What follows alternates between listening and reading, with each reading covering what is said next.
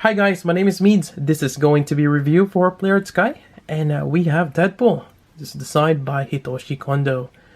Now, this is one of those Player Sky that I'm eagerly wait to get. It's quite amazing. Got mine from Tatsu Hobby. I'll provide the link down below if you're looking to get some. I just checked. It says it's sold out, but it never hurts to send an inquiry. They may have some left in their stock. And here we go. So here's the box art. Quite nice. You got like a little cutaway right there.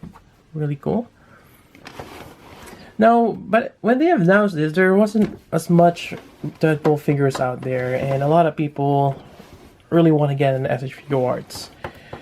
Something tells me it's just a matter of time before we get one. I think at that time, Revoltech announced theirs along with this one. So Revoltech was actually fairly good. I still haven't reviewed that one. I'm not sure if Masco has one. I haven't really dabbled on that. There is Hot Toys, but another thing I don't dabble as much.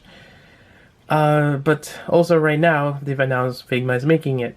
So slowly, we are getting more DeadPool figures. And yeah, it's just a lot of... Maybe in the next couple of months, pretty much going to be oversaturated with DeadPool figures. But regardless, this is quite interesting. Having the Player Sky. I do collect Player Sky. It's one of those really off scale. If you are collecting a 1/12 scale or 1/6 scale, it's somewhere in between. But I really like the design, and I've been collecting the Batmans. So, might as well collect the Marvels as they're making it now. Getting back to the review. On the back here, we have some kind of like comic style thing going on. It is a windowed box with the magnets, I believe. Yep. So inside we get DeadPool here, variety of hands. I think on the back there's a katana, 2 faces, and probably plenty more. Some info on him. You can probably read on that or pause the video. Not sure if you can see all that, but there we go. Quite nice. And let's take a look inside. Right, so inside we have the Player Sky base, or the action base. It's typical for all Player Sky, they have this. And interestingly enough, on this one, that adhesive that sticks this plastic on the cardstock on the back didn't stick well. So this came out quite nicely because, to be honest, one of the reasons I don't assemble it is just that I don't want to damage the box. I mean, once you remove this, it's going to leave a nasty mark on the back. Not that it matters, because you're not going to see it from the windowed box, but still, yeah. Anyways, it came off, but still, I'm actually kind of lazy to building this bases, and it does take up some space. I typically just display my Player Sky standing up. Alright, so I'm just going to leave this out here. Alright, so we have DeadPool here, and first thing you'll notice, the red. It is quite nice. It's a bit metallic on some parts, and also just a really nice glossy bright red. But definitely it's a really nice color. Matches him well. Also, you'll notice there's brown colors even on the joints here. I mean, on the back side of this, it's a bit off compared to the all red here. But the joints on the elbow does kind of match with a section of the biceps here colored in that. So it's not too bad, or even the inside here. He does have a nice package. Otherwise, the black areas, you got this, it's kind of hard to say. It's like a matte black with silver on top, so it's kind of shiny. Yeah. It could be a little bit of a like really dark metal, but it is that certain color. Interesting. Anyways, that's it. Just in terms of the color, it is quite nice. Now let's go over some articulation. So starting on the head here, and maybe we'll talk about some details as well. The eyes, it's a little weird. His right eye seems to be a little tweaked than his left eye. But this is the this is the head that comes out of the box. So that's the ones they've put on. I mean, there is 2 other heads that we can swap. We'll do that a bit. So we can look up quite nicely. I think there is a joint there. Huh. Yeah, on the back of the neck. You see those are rivets or something. Nice details. Alright, so articulation wise for the neck. It's quite great. Moving on to the torso. You got that joint. There's a little bit of gap, but it's not too bad. You can twist that and move it a little bit. You can do a bit of a ab crunch there. On the back side, there is no gap, which is nice. You can lean back. So fairly good torso range. Now, even on the waist, yeah, you can move to the side there. Now, on the back here, might as well talk about it. The sheets, it's in that X configuration, and there is a player's guide joint there, or the ratcheting joint. And this is actually quite nice because we have the swords here. There we go. Nice swords. We're just gonna put one here. And it's great that you don't have to swap the handles or whatnot, or remove the blades. It just slides in quite nicely. So there we go. And you have a little bit of play here. But the great thing about this is you can twist this and he can reach that a lot easier. As if this is right here. I mean, he can still but still. It's nice that we have articulation with this thingy on this back. Moving on for the shoulder. Now this one doesn't have the butterfly joint. It is in that certain angled shoulder joint right there. So his reach with his arm is a bit limited. He cannot bend this as much. Now, is that a good thing or a bad thing? It depends on you, but for me, I like this particular joint for the reason that the one that it's kind of like a butterfly that's swivel out here, it does leave a huge gap. Yeah, there's always a trade-off, and that one has a tendency to break on me. Well, QC lately or the quality control with PlayArt Sky lately has been great. I have no issues, but I'm just not a fan of that design. So having this, despite having a limited articulation, it works for me. So you can have his arm stretched like that, although this one doesn't want to go up. But yeah, you got that giant hinge bolt joint there. So you can rotate this around. Definitely, you got your oops. There is a bicep swivel right here. Even on this one here as well. And I accidentally popped this off actually. Just for demonstration. Please do not do this on your DeadPool. But I did accidentally pop this off. And if you're curious what it looks like, it's like this. Yep. So let's just say he accidentally chopped off his arm. You can do that. You can pop it off, but probably not a good idea to do it that often. You don't want that thing to be loose. Alright, let's put this back. Hold that nice and firm. And let's just put this back here. Let's just twist it. There we go. It's back there. Alright, so you have your elbow. Elbow wise, it does leave a little bit of a gap. It is not one of those, kind of like the knee. It's a separate knee armor. So this one is just one. It's not too bad, and maybe that's for the best. Sometimes having that extra armor could be a little off, so not too bad. Although the wrist joint, it's a bit unsightly. It does give him a bit more range of articulation, having that extra gap. They could have hollowed this section here, that way this is a bit more hidden. But they didn't do that, and in some angles it does look a bit weird having that giant, you know, the ball wrist joint there. Maybe I didn't put it all the way in, but no, yeah.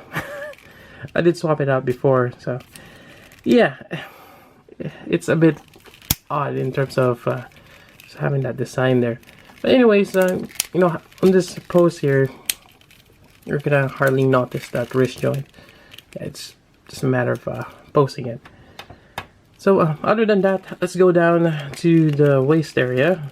You got this floating waist, typical of Play Art Sky. Then you have your ratcheting waist joint, which you can do the splits. Although there's always a problem, you know, getting that thing in there. Yeah, so definitely can do a high kick if he wants to, or a high knee. So knee bend, there we go. There is a tie swivel right here, which is quite nice. And also this side here, there's a cut, so this allows it to go in a little further in. Now the butt area right there, I know it's weird, but yeah, you want to make sure this thing is in the middle because it's already off. Anyways, there are some grenades here on the back, pouches. They're all static. You cannot do anything with them. Just part of his belt. Yeah. Even his belt buckle here. Interesting, he has some silver in there. Interesting. Then we got more knives here onto his legs. Although you cannot pull it out. There's nothing. It's just part of the design. We've already talked about the knee, but getting back to it again. It is a separate knee armor. You have that much bend on it, which is fairly good. It is a bit unsightly having that brown joint there, but from afar it kind of blends. But yeah, I haven't really seen a good knee joint for a Play Art Sky. There's always a little something that's off. Then you got your ankle joint here, and you got a toe joint as well. So even do, yeah. So this is typical Play Art Sky joints, and overall he's very articulate, which is nice. Anyways, let's do some part swapping, especially for the head. Alright, so let's do some head swaps. Now, for DeadPool, and I'm not that familiar with DeadPool other than what I've seen in the movie, particularly the recent one by Ryan Reynolds. It's an amazing movie. I really like it. That said, I'm not too familiar with the comics and whatnot, but from what he's portrayed, he is very emotive in terms of his eyes. Yeah. Well, since we cannot see his mouth moving, or can't really see much of his facial expression, there's not much to see down inside there. His deformed face from all that radiation and whatnot. Or, yeah, whatever that is. But that said, we have some faces here that we can swap. So this one, his eyes are a little bit bigger, and this is his I guess surprise face, or something intrigued him. So that's the eyes for that. Otherwise, you also have this one here where he has that inquisitive look, or is angry or whatnot. So definitely it's a little different. So why don't we swap the head here, and we're just gonna pop it off from the neck. It is a ball joint. There we go. Pops off quite easily. And we'll just pop this one here. There we go. So you got that look. Gotta tilt his head a little bit, and you have that puzzled look on his face. Quite nice. Alright, so this particular knife we can stash down here. So there we go. Next up, we have this nifty gun or rifle. Has some details on it. The red. Oh no, the paint? What is that? It's a little sloppy there on the red. Or maybe that is the design, but looks like the paint kind of went over. But anyways, this is rifle. You know, interestingly enough, there's no pistols on this. I mean, not that he needs it, but yeah. So I already swapped out the right hand with this trigger finger hand, and I'm just gonna have to squeeze that in. The finger does go to the trigger, and there we go. Let's see if I can have him hold it properly. I do like the fingers being flexible. So there we go. So able to hold it with two hands quite nicely.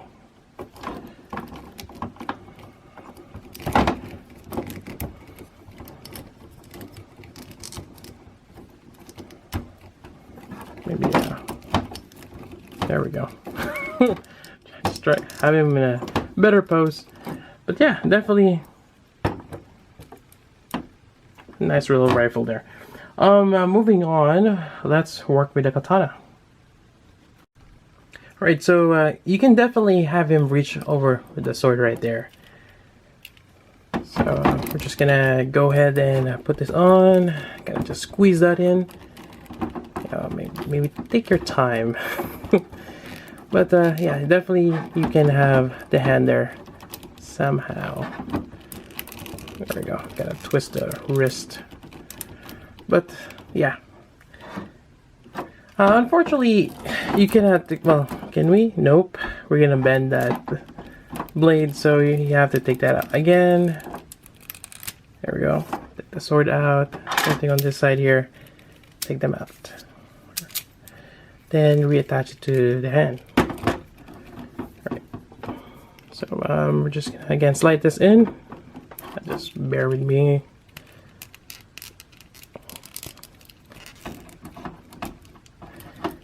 If it helps, probably best to just remove the hand there. So you don't have the rest of the body. Yeah. Right, so let's see here. Same way, we're just gonna squeeze that in. I mean, the fingers does give you a little bit of flex, so there we go. You know, this part here is kind of like the sword breaker. So if he's against another enemy with a sword, that kind of gives him a bit of an edge. So there we go. Got two katanas. Oh, I'm not even sure if that's a katana, but he has two blades. And definitely, it's amazing to have. Now, another thing I want to point out, probably noticed that he has this kind of like blades here, kind of like Batman. They're not that sharp, but you know, depending on how much force you're putting on it, especially when you're swapping hands or whatnot, or putting this on, just be careful on that. But yeah, he is amazing so far. And I think that pretty much wraps up the review for Player Sky DeadPool. Overall, it's great. I like the accessory it comes with. You got the rifle, you got the dual blades, you even have a knife onto the side, and even these little things here, which you probably can use to immobilize certain parts of his enemy, but not really do a lot of damage. It's great, and not to mention this crazy amount of hands. You know, that is a big plus. Unfortunately, there's no pistols, and in the movie we see him use the pistols and probably on other things. It would be great if they included some pistols. But it's already a lot. We're already getting a lot of accessories, and even without those, I think this is still a great figure to get. And I think that's pretty much it. Overall, I'm very satisfied with this, and can't wait for the next Player Sky. I think will be Wolverine, there's Magneto, Doctor Strange, and many more, so can't wait for those. Anyways, that's about it for this review. If you got questions, let me know. So until then, this is Meads. Thanks for watching.